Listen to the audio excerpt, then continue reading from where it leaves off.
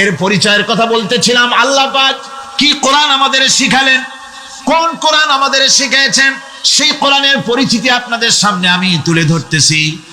আমি নিজে না, এবার কোরআন তার পরিচয় নিজেই দেবে। কেউ যদি কোরআনের কাছে জিজ্ঞাসা করে, কোরআন তুমি কোথা থেকে নাজিল হয়েছ, কে তোমাকে নাজিল করেছে, এই প্রশ্ন যদি কেউ কোরআনের কাছে করে, কোরআন নিজেই তার জবাব দিতে পারে কিনা? কোরআন নিজেই বলে, তানজিলাম মিম্মান খালাকাল আরদা ওয়াস সামাওয়াতিল উলা। এ কোরআন নাজিল করেছেন তিনি, যিনি ওই সুউচ্চ আকাশ আর জমিনকে যিনি সৃষ্টি করেছেন, সেই আল্লাহ আমারে নাজিল করেছেন। কোরআনের কাছে কেউ যদি প্রশ্ন করে, ও কোরআন, এই পৃথিবীতে নাজিল হওয়ার আগে তুমি কোথায় ছিলে, কেউ যদি প্রশ্ন করে, কোরআনে কারীম নিজে নিজের পরিচয় শোনায়, আমি কোথায় ছিলাম শোনো। বাল হুয়া কুরআনুম মাজিদুন ফি লাউহিম মাহফুজ। বরং এই কিতাব অতীব মর্যাদা সম্পন্ন সুরক্ষিত ফলকে লিপিবদ্ধ ছিল, আমি ছিলাম লৌহে মাহফুজে, সেখান থেকে এসেছি। যদি কেউ প্রশ্ন করে, কোরআন কি, কোরআন তুমি কার উপরে অবতীর্ণ হয়েছ, জবাব কোরআন নিজেই দেয়, ওয়া আমিনু বিমা নুজিলা আলা মুহাম্মাদ ওয়া হুয়াল হাক্কু মির রাব্বিহিম। এবার আরো সেই জিনিসের উপরে যেটা মুহাম্মদ সাল্লাল্লাহু আলাইহি ওয়াসাল্লামের উপর অবতীর্ণ হয়েছে। আবার অন্য আয়াতেও জবাব পাওয়া যায়, তাবারাকাল্লাযী নাযালাল ফুরকানা আলা আবদিহি লিয়াকুনা লিল আলামিনা নাযীরা। অতীব বরকতপূর্ণ মহান সত্য সেই আল্লাহ রাব্বুল আলামিন, যিনি তার বান্দার পরে ফুরকান অবতীর্ণ করেছেন। সুবহানাল্লাহ বিহামদি। কোরআনের নাম আমি বলেছিলাম শুধু কোরআন নয়, অনেক নাম আছে কোরআনের। আরেক নাম ফুরকান। কোরআনের আরেক নাম কি? আল ফারকু বাইনাল হাক্কি ওয়াল বাতিল। কোরআন হচ্ছে সেই মহাসত্য যা মিথ্যা এবং সত্যের মধ্যে পার্থক্য সূচিত করে, মঙ্গল এবং অমঙ্গলের মধ্যে পার্থক্য সৃষ্টি করে, যা সত্য এবং মিথ্যার মধ্যে তাফরিকা সৃষ্টি করে, সত্যকে মানুষকে বুঝিয়ে দেয়। তার নাম হচ্ছে ফুরকান। এবার যদি প্রশ্ন করা হয়, ও কোরআন, বুঝলাম তুমি লৌহে মাহফুজে ছিলে, বুঝলাম তুমি নবীজির উপরে নাজিল হয়েছো, এবার বলো তুমি কোন মাসে নাজিল হয়েছো, তুমি তো আসছিলা প্রথম কোন মাসে নাজিল হয়েছো? এ প্রশ্ন যদি কেউ করে, কোরআন তারা জবাবে বলবে, শাহরু রমাদানাল্লাযী উনজিলা ফীহিল কুরআন। রমজানের পবিত্র মাসে আমি অবতীর্ণ হয়েছি। সুবহানাল্লাহ। যদি প্রশ্ন করা হয়, রমজানে তো আসছো, কিন্তু প্রথম নাজিল হয়েছিল কোন সময়, ওটা কি দিন ছিল না রাত ছিল? কোরআন তার জবাবে বলে, ইন্না আনজালনাহু ফি লাইলাতিল কদর। কদরের পবিত্র রাতে আমি এই পৃথিবীতে আমার আগমন ঘটেছিল। যদি প্রশ্ন করা হয়, বুঝলাম সবই, কেন নাজিল হয়েছে তুমি, এই পৃথিবীতে তোমার আসার উদ্দেশ্য কি, মূল কাজটা কি, এই প্রশ্ন যদি করা হয়, কোরআনে কারীম তার জবাবে বলে, শোনো কেন এসেছি। লিতুখরিজান নাসা মিনাজ যুলুমাতি ইলান নূর। আমার মিশন হচ্ছে গোটা বিশ্ব মানবতাকে পুঞ্জীভূত জমাট বাঁধা অন্ধকারের ভেতর থেকে টেনে বের করে আলোর সন্ধান দিতে, আলোর দিকে আনার জন্য আমি কোরআন নাজিল হয়েছি। গোটা পৃথিবীর মানুষ আছে অন্ধকারের ভিতরে। কিসের মধ্যে? অন্ধকার কি? অন্ধকার হচ্ছে পুঁজিবাদ, অন্ধকার সমাজতন্ত্র, অন্ধকার ধর্ম নিরপেক্ষতাবাদ, অন্ধকার জাতীয়তাবাদ। মানুষের তৈরি করা যত মতবাদ সব কি? জোরে কোন, সবগুলি কি? অন্ধকার। আজকে আসার সময় দেখলাম দেওয়ালে লেখা, সমাজতন্ত্র আমরা প্রতিষ্ঠা করে ছাড়বো। চিন্তা করলাম, যারা লিখছেন তারা কি পাগল না ছাগল? আমার বন্ধুগণ, এগুলি সব অন্ধকার। এই অন্ধকারের ভেতর থেকে মানুষগুলিকে টেনে আনবে কোরআন কিসের দিকে? আলোর দিকে। এবার যদি প্রশ্ন করা হয়, বুঝলাম তুমি অন্ধকার থেকে আলোর দিকে নিয়ে আসবে, আলোর দিকে আসলে পরে ফায়দাটা কি হবে? মূল ফায়দাটা বুঝায় দাও, আসল ফায়দা কি হবে তোমারে যদি মানি? কোরআন তার জবাব দেয়, নিজের পরিচয় নিজে তুলে ধরে, ফামান তাবিআ হুদায়া ফালা খাউফুন আলাইহিম ওয়ালা হুম ইয়াহজানুন। এই কোরআনকে যদি মেনে চলো, এই কোরআনের আইন যদি মানো, সমাজে মানো, ব্যক্তিতে মানো, পরিবারে মানে, রাষ্ট্রে মানো, জীবনের সব ক্ষেত্রে সমস্ত জায়গায় যদি এই কোরআনকে মেনে চলো, ফালা খাউফুন আলাইহিম, তাহলে তোমাদের কোনো ভয় থাকবে না, ওয়ালা হুম ইয়াহজানুন, কোনো চিন্তাও থাকবে না। কিসের ভয় থাকবে না? কোরআনের আইন মেনে যদি চলো সমাজে ও রাষ্ট্রে, চুরির ভয়, ডাকাতির ভয়, জিনার ভয়, হত্যার ভয়, সন্ত্রাসের ভয়, কোনো ভয় থাকবে না। ওয়ালা হুম ইয়াহজানুন, চিন্তাও থাকবে না। খাওয়া পড়া, শিক্ষা, চিকিৎসা, বাসস্থান, এগুলির কোনো চিন্তা থাকবে না। কোরআনের সমাজে সব কিছুর গ্যারান্টি দেওয়া হবে, সবগুলি পেয়ে যাবে। এখন যদি আবার প্রশ্ন করা হয়, কোরআন বুঝলাম তোমারে মানলে পরে সব ফায়দা হবে, তাহলে এবার জবাব দাও, তোমার ভিতরে কি রাজনীতি আছে নাকি? আমি তো মানুষ, আমার রাজনীতি করা লাগে। Man is social animal. আমরা তো জঙ্গলের পশু নই, আমরা তো মানুষ। আমাদের সমাজ আছে, আমাদের পৌর নির্বাচন আছে, আমাদের জাতীয় নির্বাচন আছে, আমাদের কলকারখানা আছে, জমিন আছে, আমাদের রাজনীতি, অর্থনীতি, সমাজনীতি আছে, পারিবারিক নীতি আছে, অনেক নিয়ম মালা আছে, নিয়ম নীতি আছে। তোমারে মানলে তোমার ভিতরে কি ওগুলো আছে নাকি, সে কথা বলো। কোরআন তার জবাবে বলে, وَنَزَّلْنَا عَلَيْكَ الْكِتَابَ تِبْيَانًا لِكُلِّ شَيْءٍ وَهُدًى وَرَحْمَةً وَبُشْرَى لِلْمُسْلِمِينَ। কোরআন জবাবে বলে, শুনে রাখো, আমি কোরআনের সিনার ভিতরে খুলে খুলে বর্ণনা করে দিয়েছেন সব কথা। এ কোরআনে কারীমের ভিতরে রয়েছে। তোমার এমন কোন জিনিস নাই যা তুমি কোরআনে কারীমের মধ্যে পাবে না। তোমার সমস্ত প্রয়োজন আমার বুকের মধ্যে আল্লাহ দিয়ে দিয়েছেন। বিজ্ঞান আছে, দর্শন আছে, ইতিহাস আছে, সব আছে এর মধ্যে। তবে কোরআনের মধ্যে বিজ্ঞান আছে বলে আমি এটাকে বিজ্ঞানের কিতাব বলবো না, দর্শন আছে বলে দর্শনের কিতাব আমি বলবো না, রাজনীতি আছে বলে কোরআনকে আমি রাজনীতির কোন কিতাব বলবো না। কোরআন তাহলে কি? কোরআন হচ্ছে অর্থনীতি, সমাজনীতি, রাজনীতি, পারিবারিক নীতি, মানুষের জীবনের যা কিছু প্রয়োজন, সমস্ত নীতিমালার নীতি গ্রন্থের নাম হতেছে কোরআনে কারীম। সমস্ত নীতিমালার নীতি গ্রন্থ কোরআন। এখানে রয়েছে সব কিছুর উৎস, যেটা গ্রহণ করলে পরে মানুষ আরামে থাকতে পারবে। অমুসলিম নাগরিক বৃন্দ তাদের নাগরিক মর্যাদা পাবে। মুসলমান, কৃষক, নারী, চিকিৎসা, কৃষিবিদ, সাধারণ মানুষ, রং, বর্ণ, ভাষা নির্বিশেষে গোটা মানব সভ্যতা আরামে বাস করতে পারবে। পশু পাখিও আরামে থাকবে, গাছপালাও আরামে থাকবে, যেহেতু নির্দেশ হয়েছে বিনা প্রয়োজনে গাছের পাতাটিও ছিঁড়ো না। ইসলামের সমাজ যদি চালু হয়, গাছেরাও আরাম পাবে, পাহাড়ও আরাম পাবে। চট্টগ্রামের লোকেরা যেভাবে পাহাড় কাটা আরম্ভ করেছে, এটা বড় দুঃখজনক। জুমলায় মুতারাজা একটা বলে দিলাম, অপ্রাসঙ্গিক হলেও জরুরি কথা। আপনারা পাহাড় কাটতেছেন না, আপনাদের নিজেদের পায়ে নিজেরা কুড়াল মারতেছেন। খবরদার পাহাড় কাটবেন না। আল্লাহর প্রকৃতির ভারসাম্য আপনারা নষ্ট করছেন বলে ওজোন স্তরে ফাটল ধরেছে। তা রিপেয়ার করার জন্য আজকে বিশ্বের সব বিজ্ঞানীরা হতাশ হয়ে গিয়েছে, পাগল হয়ে গেছে। কেমনে এই ওজোন স্তরের ফাটলকে রিপেয়ার করব? ওজোন স্তরটা কি? ওজোন স্তর হচ্ছে, সুবহানাল্লাহ, আল্লাহর যে কত দয়া। সূর্য, সেই সূর্যের রয়েছে আলট্রা ভায়োলেট রে, যাকে বাংলায় বলা হয় অতি বেগুনি রশ্মি।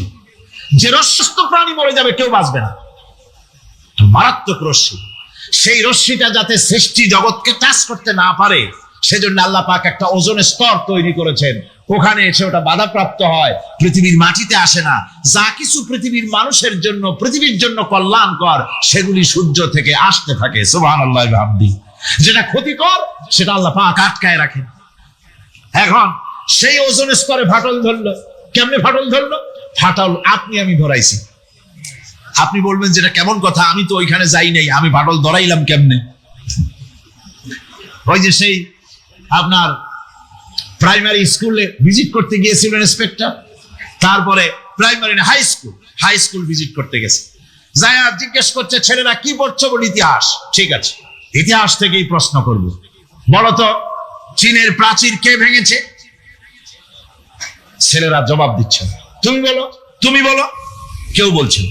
বেঞ্চের কোনা যে ছেলেটি, সে বলছে সর্বনাশ, কেউ যখন স্বীকার করে না, এটা তো আমার মাথায় আসবে।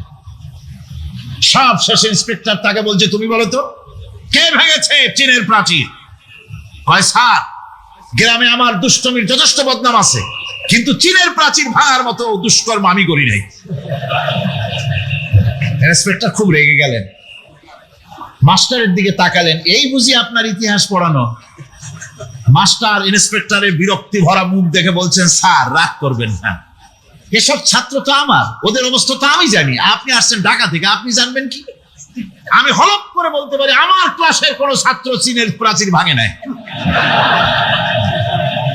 ইন্সপেক্টর রাগ হইয়া চলে গেছে হেডমাস্টারের রুমে, যায় বলছে যে আমি আপনার স্কুলের গ্রান্টকে আমি নাকচ করে দেব, মঞ্জুরি আমি ক্যান্সেল করে দেব। কেন?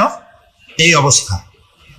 হেডমাস্টার বলছে, স্যার রাগ করবেন না, আপনার জন্য কিছু টাকা পয়সাও রাখছি হাদিয়া, বড় একটা চর্বি যথেষ্ট হবেন না, রাগ করবেন না স্যার, ওই প্রাচীর ভাঙতে যা খরচ লাগে আমি কিছু খরচ দেবো, তো আপনি রাগ করেন না। এখন চিন্তা করেন, স্কুলের ছাত্র থেকে শুরু করে হেডমাস্টার পর্যন্ত জ্ঞানের বহর। তো বলতেছিলাম, আপনি আমি ওজন স্তরে ফাটল ধরিয়েছি, তার অর্থ এই নয় যে আপনারা গিয়ে ওখানে কুড়াল মারিয়ে ওটারে বাঁধছেন।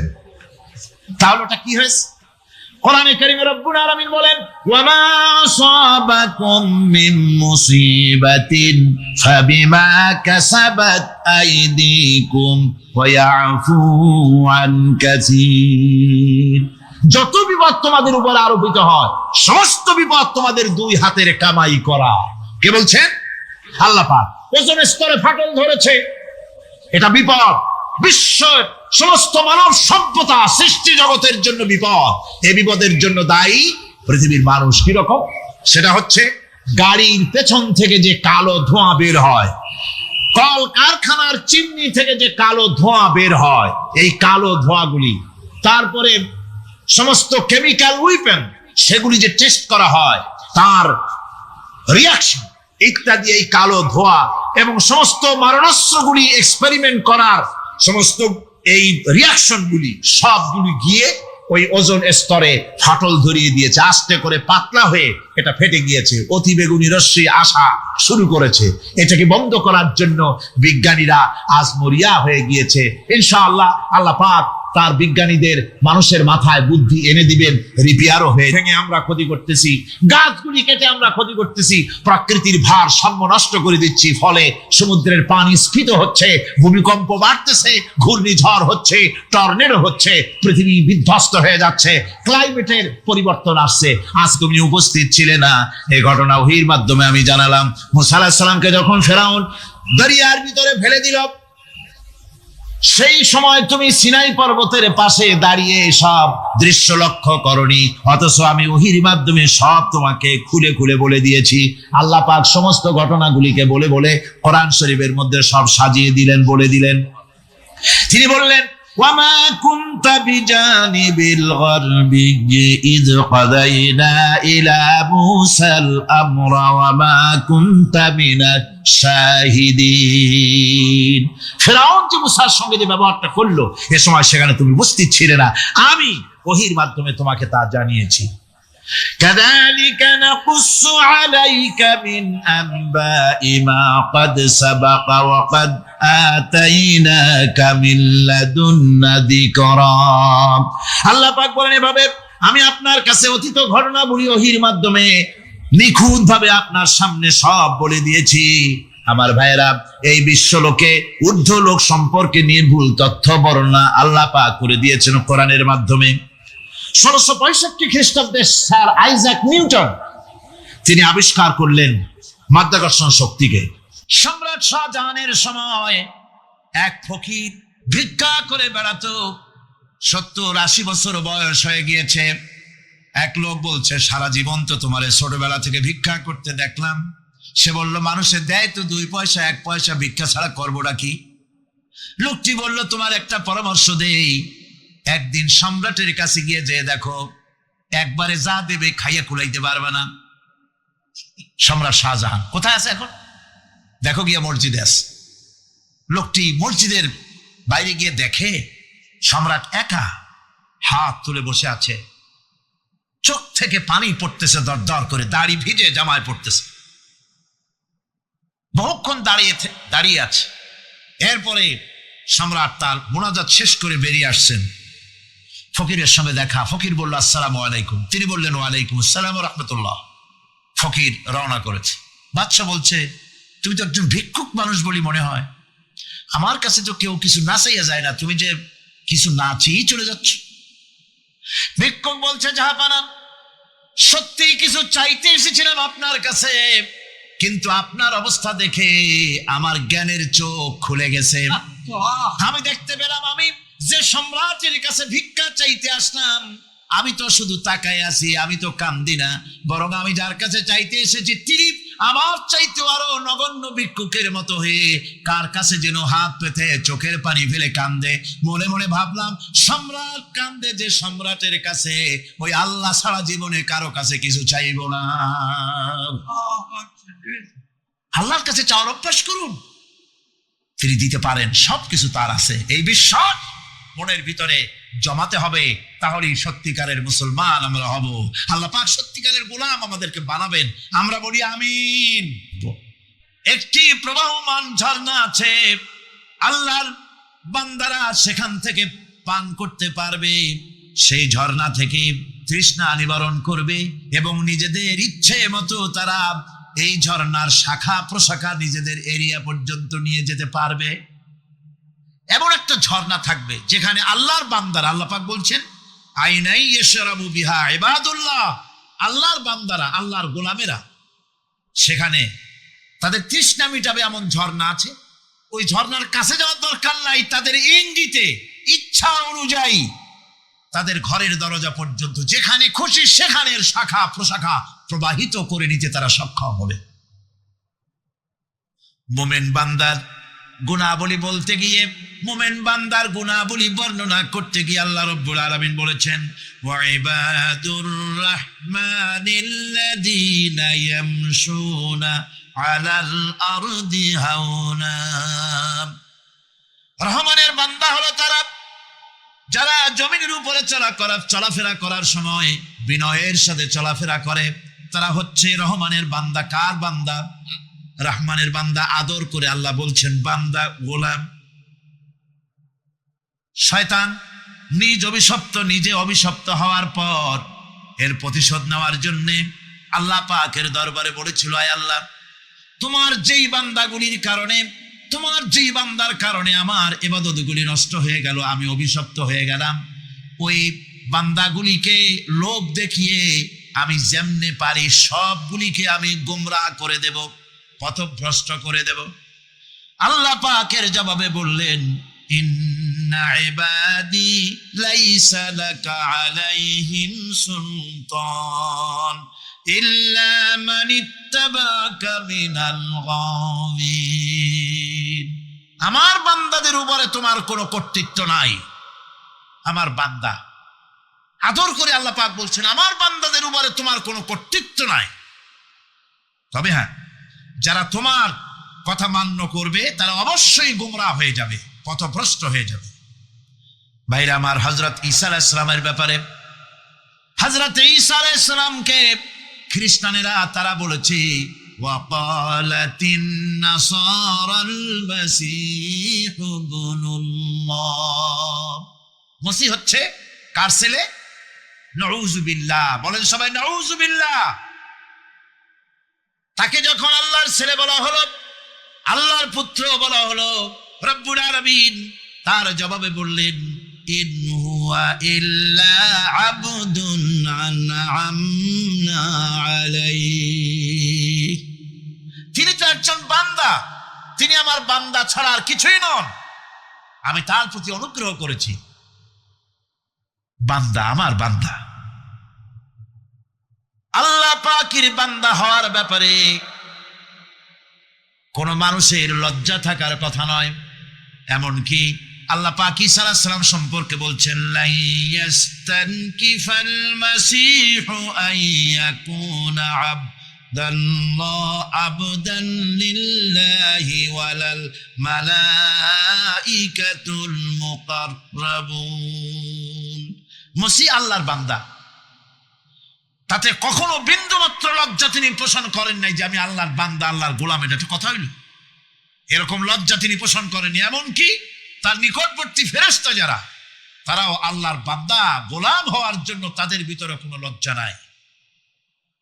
যারা নাকি আল্লাহর গোলাম, এই ব্যাপারে যাদের মধ্যে লজ্জার সৃষ্টি হয়, আল্লাহর গোলাম এটা কেমন কথা, বান্দা হওয়াটা কেমন কথা, যারা গোলামীকে অস্বীকার করে তাদের সম্পর্কে আল্লাহ পাক বলছেন, ওয়া মাইয়াস্তানকিফ আন ইবাদাতিহি মা কামা আবদুল্লাহি ইয়াদউহু কাদু ইয়াকুনুনা আলাইহি লিবাদা। আর এই আল্লাহর বান্দা যখন নামাজ পড়তে দাঁড়িয়ে গেল, আল্লাহকে ডাকার জন্য যখন দাঁড়ালো, তখন লোকেরা তার উপরে ঝাঁপিয়ে পড়লো, ঝাঁপিয়ে পড়ার জন্য প্রস্তুতি গ্রহণ করলো। এখানে আব বলা হয়েছে কাকে? মুহাম্মদ সাল্লাল্লাহু আলাইহি সাল্লামকে। এভাবে করে অন্য এক আয়াতে আল্লাহ পাক তার হাবিবকে আব বলছেন, বান্দা বলতেছেন, ইন কুনতুম ফি রাইবিম মিম্মা নাযালনা আলা আবদিনা। আমার বান্দার উপরে যে কিতাব নাজিল করেছি তাতে যদি তোমাদের কোনো সন্দেহ হয়, এই যে আমার বান্দার উপরে, ওই বান্দা কে বলেন সবাই? মুহাম্মদ রাসূলুল্লাহ সাল্লাল্লাহু আলাইহি ওয়াসাল্লাম। অন্য আয়াতে বলা হচ্ছে, তাবারাকাল্লাযী নাযালাল ফুরকানা আলা আবদিহি লিয়াকুনা লিল আলামিনা নাযীরা। অতীব বরকতপূর্ণ সেই মহান সত্তা যিনি তার বান্দার উপরে ফুরকান নাজিল করেছেন। কে সেই বান্দা? মুহাম্মদ সাল্লাল্লাহু আলাইহি ওয়াসাল্লাম। মেরাজের ঘটনা বলতে গিয়ে আল্লাহ রাব্বুল আলামিন বলতেছেন, সুবহানাল্লাযী আসরা বিআবদিহি লাইলাম মিনাল মাসজিদিল হারামি ইলাল মাসজিদিল আকসা। পবিত্র সেই মহান সত্তা যিনি তার বান্দাকে ইসরা করিয়েছেন। কে সেই বান্দা? মুহাম্মদ রাসূলুল্লাহ সাল্লাল্লাহু আলাইহি ওয়াসাল্লাম। সুতরাং আবদিয়াত, ইবাদত, গোলামি, এটা হচ্ছে মানুষের জীবনের সবচেয়ে বড় মর্যাদাকর খেতাব আল্লাহর পক্ষ থেকে আল্লাহর বান্দা হওয়া। এই গোলামি যদি সঠিকভাবে করি, যদি বান্দারা যারা আল্লাহ পাকের বান্দা বলে, গোলাম বলে নিজেদেরকে দাবি করে, যদি সঠিকভাবে ইবাদতটা করা যায়, তাহলে আল্লাহ তাদের জন্য কি ওয়াদা করেছেন শুনুন। দুনিয়ায় তাদেরকে আল্লাহ পুরস্কার দেবেন, আখিরাতেও দেবেন। এটা বন্ধ করুন। দুনিয়া এবং আখিরাতে আল্লাহ পুরস্কার দেবেন। সে পুরস্কারটা কি? দুনিয়ার পুরস্কারটা আগে শোনেন। আল্লাহ পাক বলেন, যারা আমার ইবাদত করবে তাদের ব্যাপারে আমার ওয়াদা শোনো। ওয়াদাল্লাহুল্লাযীনা আমানু ওয়া আমিলুস-সালিহাতি লায়াস্তাখলিফান্নাহুম ফিল আরদি কামাস্তাখলাফাল্লাযীনা মিন ক্বাবলিহিম। তোমাদের মধ্যে যারা ঈমান এনেছে এবং সৎ কাজ করেছে, আল্লাহ রাব্বুল আলামিন তাদের ব্যাপারে আল্লাহর ওয়াদা হচ্ছে, আল্লাহর প্রতিজ্ঞা হচ্ছে, আল্লাহ ওয়াদা করতেছেন তাদেরকে জমিনের উপরে প্রতিষ্ঠিত করবেন। যেমন করে তোমাদের পূর্বপুরুষদেরকে প্রতিষ্ঠিত করা হয়েছিল, ওইভাবে তোমাদেরকে প্রতিষ্ঠিত করা হবে। সুবহানাল্লাহ। প্রতিষ্ঠিত করা হবে মানে রাষ্ট্র ক্ষমতা দেওয়া হবে। কি দেওয়া হবে? যদি গোলাম হও। যদি কি হও?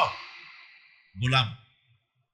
আল্লাহ পাক বলছেন, শুধু তাই নয়, আমি আমার দ্বীনকে যারা প্রতিষ্ঠা করবে, আমার গোলামেরা যদি, আমার বান্দারা সঠিকভাবে যদি আমার গোলামি করে, ঈমান আনে, আমলে সালেহ করে, নেক কাজ করে, আমি তাদেরকে রাষ্ট্র প্রতিষ্ঠার সুযোগ করে দেব।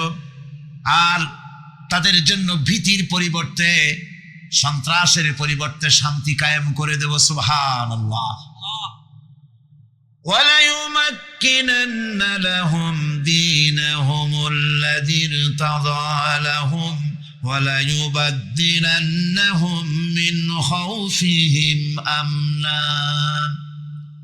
তাদের দিনকে তারা নিজেদের জন্য যা পছন্দ করেছে অবশ্যই তিনি তা কায়েম করে দিবেন, এবং সন্ত্রাস আর ভীতির পরিবর্তে আল্লাহ নিরাপত্তা দান করবেন। যেরকম সুবহানাল্লাহ।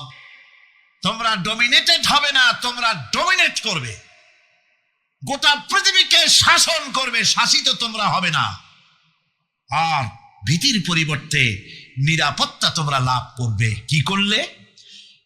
ইয়াবুদুনানি লা ইউশরিকুনা বি শাইআ।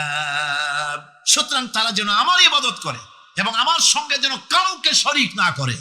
আল্লাহ বলছেন তোমরা যদি আমার সাথে শরীক না করো, ইবাদতের মধ্যে কাউকে যদি শরীক স্থাপন না করো, আর যদি তোমরা আমার ইবাদতটা সলিড ভাবে আমার জন্যই করো, তাহলে রাষ্ট্র ক্ষমতা তোমাদের হাতে আসবে, সন্ত্রাস নির্মূল হবে, শান্তি প্রতিষ্ঠিত হবে। এই হচ্ছে দুনিয়ার পুরস্কার। এটা কিসের পুরস্কার? আর আখিরাতের পুরস্কারের কথা বলা হচ্ছে। وَمَن يُطِعِ اللَّهَ وَرَسُولَهُ وَيَخْشَ اللَّهَ وَيَتَّقِهِ فَأُولَئِكَ هُمُ الْفَائِزُونَ। যে ব্যক্তি আল্লাহ এবং রাসূলের আনুগত্য করেছে, আল্লাহকে ভয় করে চলেছে, তার গজব থেকে বেঁচে রয়েছে, সেই হচ্ছে সফল কাম। সফল কাম মানে কি? কিয়ামতের দিন আল্লাহ পাক তাদেরকে জান্নাত দান করবেন। আল্লাহ পাক তাদেরকে কিয়ামতে কি দিবেন? জান্নাত দিবেন, চিরস্থায়ী শান্তির জায়গা, সেই জান্নাত লাভ করা যাবে।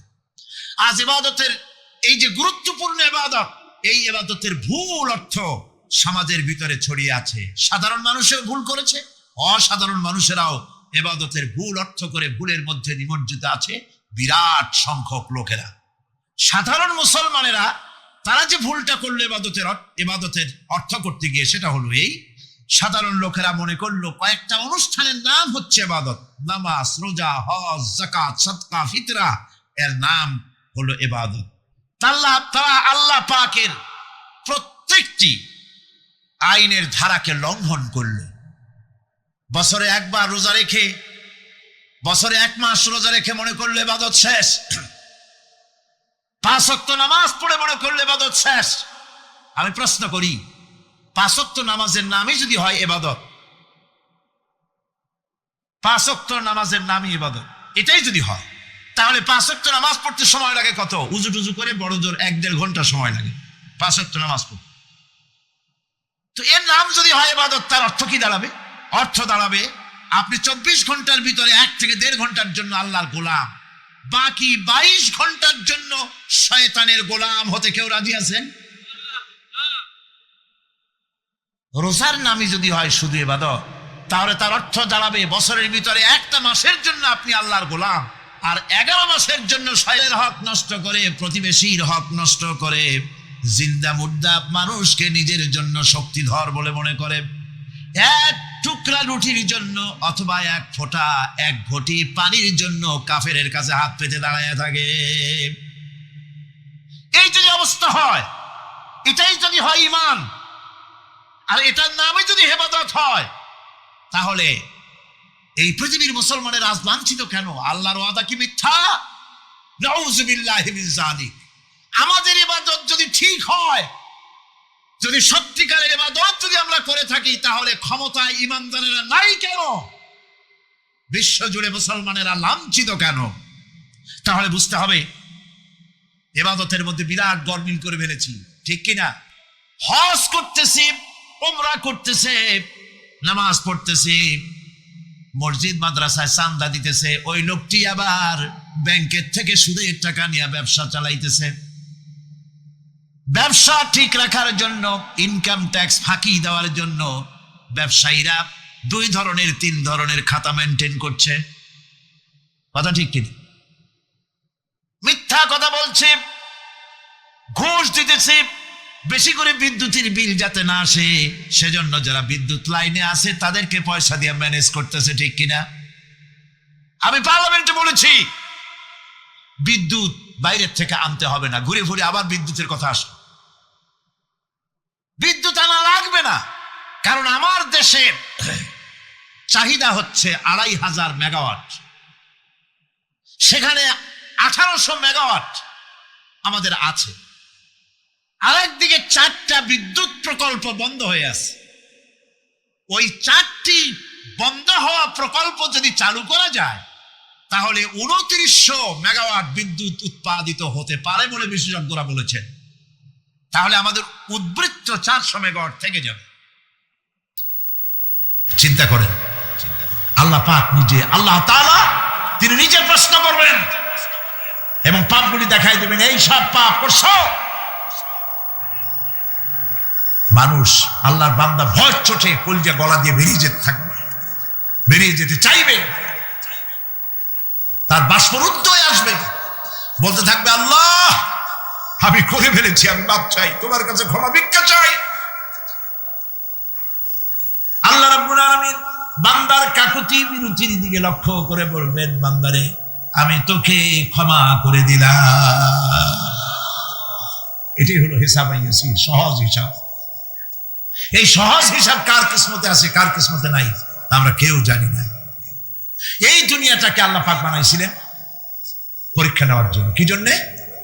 পরীক্ষা নেওয়ার জন্য। পরীক্ষায় যার যে বয়স এখন আছে, এখানে আমার যা বয়স, আপনার যা বয়স, এই বয়সে যা যা করছি এখন হিসাব করেন। ছোটবেলায় কই মাছের কাঁচা গলার মধ্যে ঢুকছিল, তখন ক্লাস 2তে পড়ি। এরকমের একটা ঘটনা মনে আছে কিনা? মনে নাই? অন্যের বাড়ির আম পাড়তে গিয়া বাড়িওয়ালার সামনে পড়ছিলেন, 2 থাপ্পড় দিছিল, এসব কথা মনে আছে না? আছে কিনা? এই ছোট্ট ছোট্ট কথাগুলি, কোন পুকুর পাড়ে আসার খাইছিলাম, কেটা মারছিল, সেই ছোট্টবেলা থেকে এই পর্যন্ত এই ছোট্ট কথাগুলি যদি মনে থাকে, তাহলে বড় বড় পাপ কি কি করছেন তা মনে নাই। তাহলে নিজের হিসাব নিজে কর।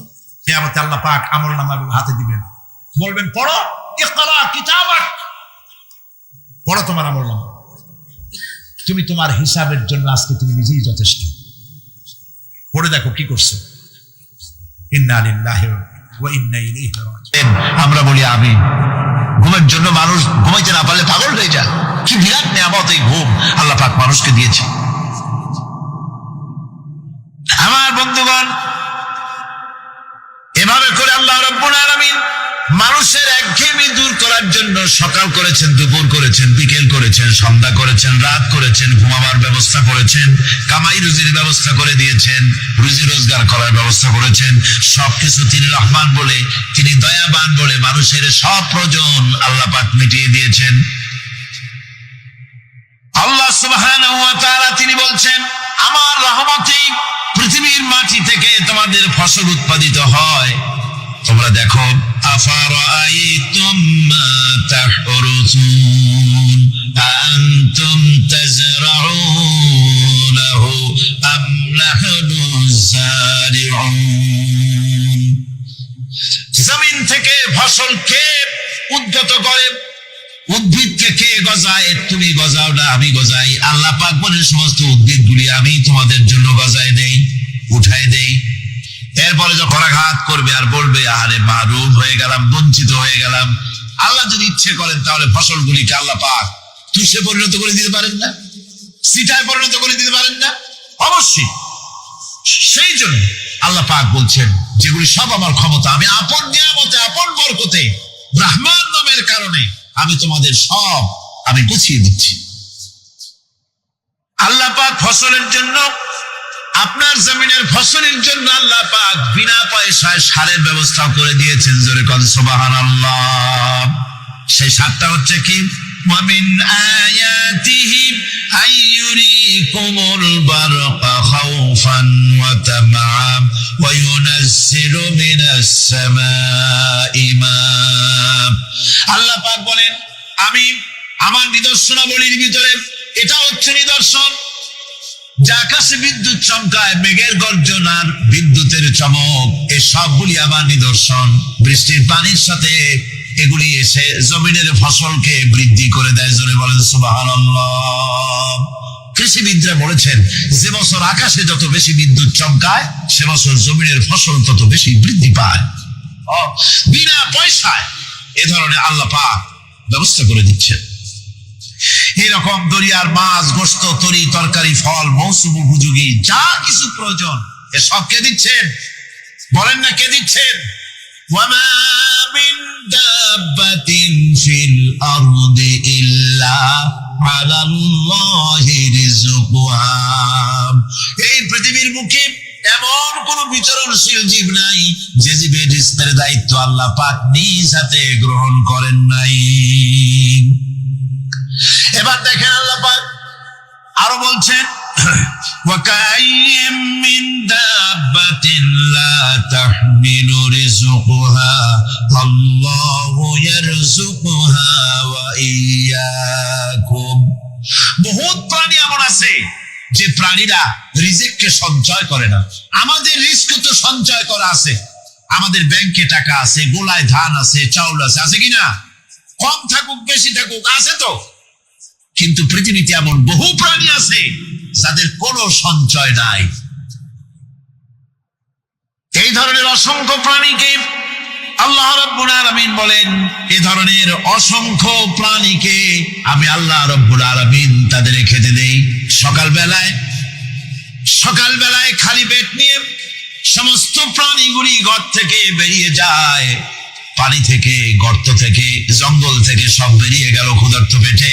আবার বিকাল বেলা পর্যন্ত সারাদিন তাদের আহার জোগাড় করে তাদের পেট ভরাইয়া সবগুলিকে আপন আপন গৃহের মধ্যে আমি আল্লাহ ফিরাই দেই।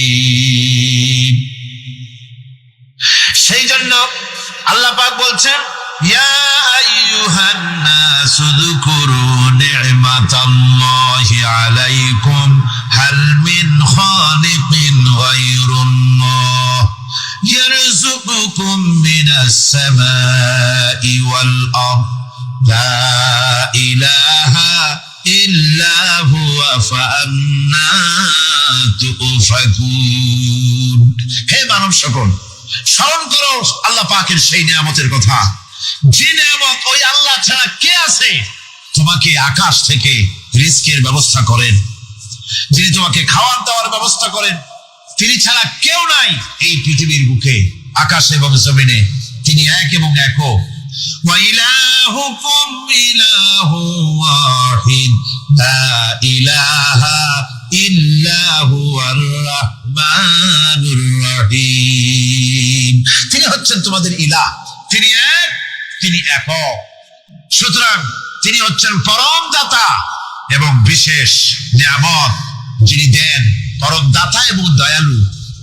কোরআনে কারিমে যখনই আমরা বলেছি আলহামদুলিল্লাহি রাব্বিল আলামিন, আল্লাহ পাক খুশি হয়েছে। প্রশ্ন হয়েছে তার কি আরো কোন গুণ আছে?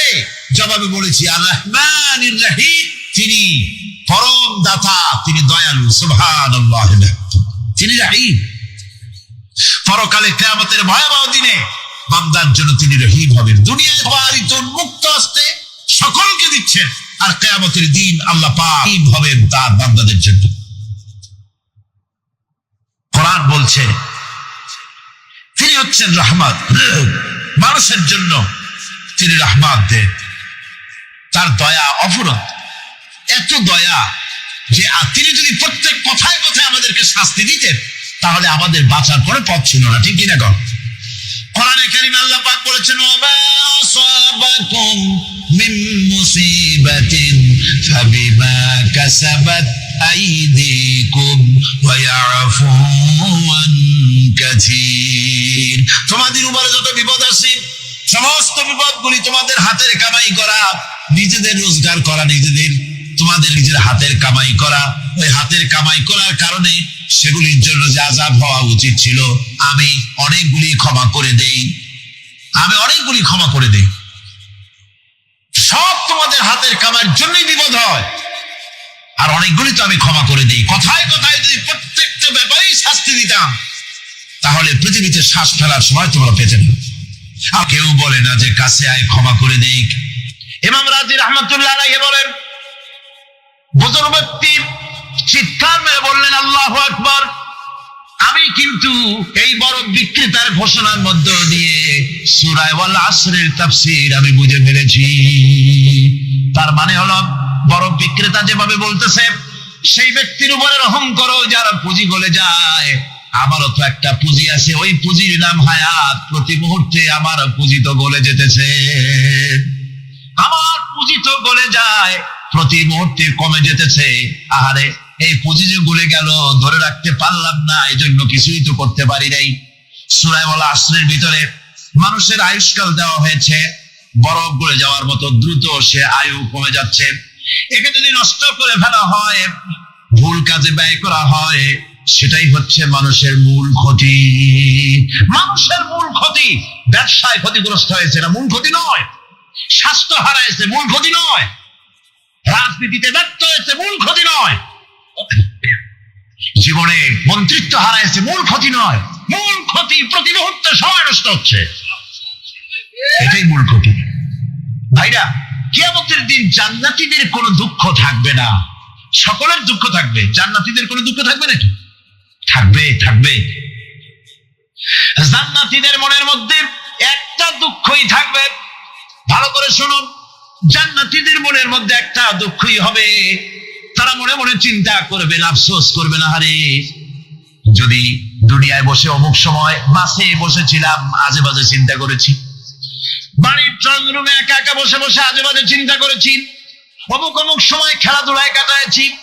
এই সময়গুলিতে যদি সুবহানাল্লাহ, আলহামদুলিল্লাহ, লা ইলাহা ইল্লাল্লাহ, আল্লাহু আকবার, এই তাসবিহ যদি পড়তাম, জিকির আজকার করতাম, সে লাভ আর ক্ষতি কিসে এটা বুঝতে পারছি না বলেই গোটা জাতির এই দুর্দিনে সূরা আল আসর এইটাই আমাদের আলোচনা করা উচিত বলে আমি মনে করি। এর মধ্যে আল্লাহ পাক আমাদের লাভ, আমাদের ক্ষতি, আমাদের সাফল্য, আমাদের ব্যর্থতা এর মানদণ্ড নির্ণয় করে দিতে পারেন কে? কথা বোঝেন নাই? তাহলে বলেন না, কে দিতে পারেন? সেই আল্লাহ রাব্বুল আলামিন, তিনি কোরআনকে দিয়েছেন, এই সূরা তিনি নাযিল করেছেন। ইমাম শাফিঈ রাহমাতুল্লাহ আলাইহি বলেছেন, লোকেরা যদি এই ছোট্ট সূরাটি উপরে চিন্তা ভাবনা করে, তাহলে একটা মানুষের জন্য এই সূরাটাই তার হেদায়েতের জন্য যথেষ্ট হয়ে যেতে পারে, আর কিচ্ছু লাগে না। এই ছোট্ট সূরাটি একটা মানুষের সম্পূর্ণ হেদায়েত হওয়ার জন্য যথেষ্ট। আল্লাহ রাব্বুল আলামিন শুরু করছেন এভাবে, ওয়াল আসরি ইন্নাল ইনসানা লাফি খুসর। ওয়াল আসরি, আসরের আগে একটা অ আছে। আরবি গ্রামার অনুযায়ী এই অটা হচ্ছে অ কাসমিয়া, এটা হচ্ছে শপথ। আল্লাহ কসম করছেন। আপনারা খুব চিন্তা ভাবনা করেন, মাথা ঠান্ডা করে, প্রাণ এবং দিল, মন, মগজ সব এদিকে আপনারা গভীর মনোনিবেশ সহকারে যদি শোনেন, তাহলে বুঝতে পারবেন আল্লাহ পাক শপথ করতেছেন, কসম করতেছেন। এটা কি সোজা ব্যাপার না বিরাট ব্যাপার? আমরা তো কসম করি, আমরাও তো কসম করি। কখন করি? কথাটাকে নিশ্চিত করার জন্য, দৃঢ়ভাবে বিশ্বাস করাবার জন্য বলি। আল্লাহর দোহাই, আল্লাহর আসাম, এই বলে আমরা আমাদের কথাকে উপস্থাপন করি, অধিকতর বিশ্বাস করাবার জন্য। আল্লাহ পাক কসম করতেছেন, তবে আল্লাহর কসম আর আমাদের কসম এক না। আমরা কসম করি সবচাইতে যিনি বড়, মহানত্ব, বিরাটত্ব, শ্রেষ্ঠত্বের উপরে ভিত্তি করে আমরা কসম করি, যেহেতু আল্লাহর চাইতে মহান, বড়, শ্রেষ্ঠ আর কেউ নাই। এই জন্যে আল্লাহর চাইতে বড় কেউ নাই বলে আমাদের জীবনের শ্রেষ্ঠ স্লোগান, মুসলমানের জীবনে শ্রেষ্ঠ স্লোগান নারে তাকবীর। আসতে বললেন কেন?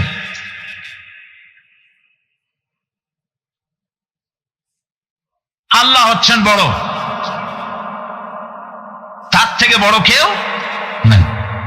আমি চিন্তা করি মাঝে মধ্যে, কিছু মনে নেবেন না, আমি মাঝে মধ্যে চিন্তা করি, যে সমস্ত রাজনৈতিক দলের লোকেরা মুসলমান, রাজনৈতিক মতপার্থক্য থাকতেই পারে, যে কোনো দল করতেই পারে, কিন্তু এমন রাজনৈতিক দল আমি কেন করব মুসলমান হয়ে, যেই রাজনৈতিক দলের মিছিলে আর মিটিং এ আল্লাহু আকবার স্লোগান দেওয়া যাবে না? কারণ হচ্ছে, আমি যখন দুনিয়া এসেছিলাম, আপনি যখন দুনিয়া এসেছিলেন, আপনার আমার কানে কি শোনানো হয়েছে কন্ত?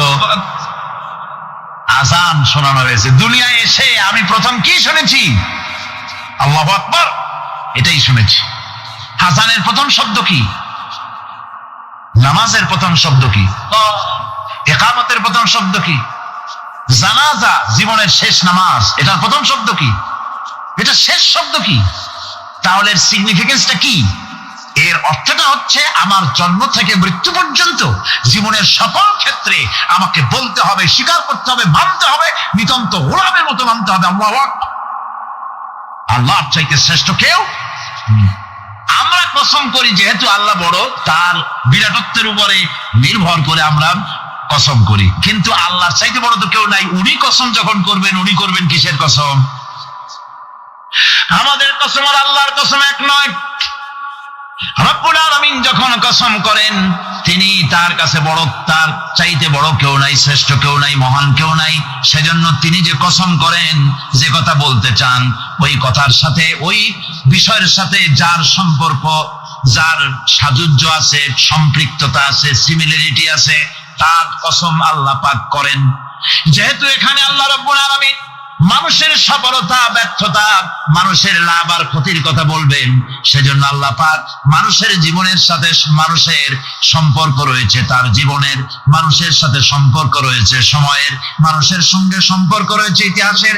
তাই রব্বুল আলামিন বলেন, ওয়াল আসরি ইন্নাল ইনসানা লাফি খুসর। আমি কসম করি সময়ের, আমি কসম করি ইতিহাসের, আমি কসম করি জীবনের, আমি কসম করি সময়ের। যেহেতু এই জীবন আছে বলে আমরা আছি, জীবন না থাকলে আমরা বাঁচি না। ইতিহাসের কসম আল্লাহ করেন, কারণ হলো ইতিহাস মহাকালের সাক্ষী। এই মহাকালের দুষ্কৃতিকারা, তাদের দুষ্কৃতি যারা, তাদের দুষ্কৃত, তাদের দুষ্কৃত কর্ম, যা তারা যে খারাপ কাজ করেছে, সেই খারাপ কাজের ইতিহাস ধারণ করেছে। যারা সুকৃতি করেছে, তাদের সুকর্মগুলি ইতিহাস ধারণ করেছে। ইতিহাস হচ্ছে নীরব সাক্ষী। আল্লাহ বলেন, আমি ওই ইতিহাসের সাক্ষী, আমি জীবনের সাক্ষী, আমি সময়ের সাক্ষী। যেহেতু সময় কারোর জন্য বসে থাকে না। সময়ের ব্যাপারে হযরত ইবনে কাইয়িম রাহমাতুল্লাহ আলাইহি তিনি বলেছেন, মা মাদা ফিদ দুনিয়া আহলামুন ওয়া মা বাকিয়া মিনহা আমানি। মা মাদা ফিদ দুনিয়া আহলামুন, আমি আমার জীবনের যে অংশ ফেলে এসেছি এটা আমার স্বপ্ন। ওয়া মা বাকিয়া মিনহা আমানি, আর যেটা আমার সামনে জীবন বাকি আছে ওটা হচ্ছে আমার আকাঙ্ক্ষা। ওয়াল ওয়াক্তু বাইনাহুমা দায়ুন, আর এর মাঝখান থেকে সময় চলে যাচ্ছে। সময় আমার জন্য বসে নেই, সময় চলে যাচ্ছে। এই পৃথিবীতে আসার পর আমাদের হায়াত তো বাড়ছে না, বরং হায়াত প্রতি মুহূর্তে কি হচ্ছে? লোকেরা বলে হায়াত বাড়ে, হায়াত তো বাড়ে না। হায়াত কি হয়? জন্মের পরের থেকে আমার জন্য রিজার্ভ আছে যতটুকু, 50 বছর বাঁচবো, 60 বছর বাঁচবো, যতটুকু হায়াত আমার জন্য নির্ধারিত করা আছে, নির্ধারণ করা আছে, প্রতিদিন একদিন একদিন করে কমে যেতেছে। এজন্য আমি বলি, আমার বাড়িতে যে ঘড়িটা আছে, এই ঘড়িটা বেলা 1টার সময় ঢং করে একটা আওয়াজ দেয়, শ্রোতাকে শুনিয়ে দেয়, বাড়িওয়ালা তোমার জীবনের মূল্যবান হায়াত থেকে 1 ঘন্টা কমাইয়া দিলাম। 2টার সময় 2টা ঘন্টা লাগায় শোনায় দিল, বান্দারে তোমার জীবনের মূল্যবান সময় থেকে 2টি ঘন্টা কমে গেল। এমনি করে দিন গেল, মাস গেল, বছর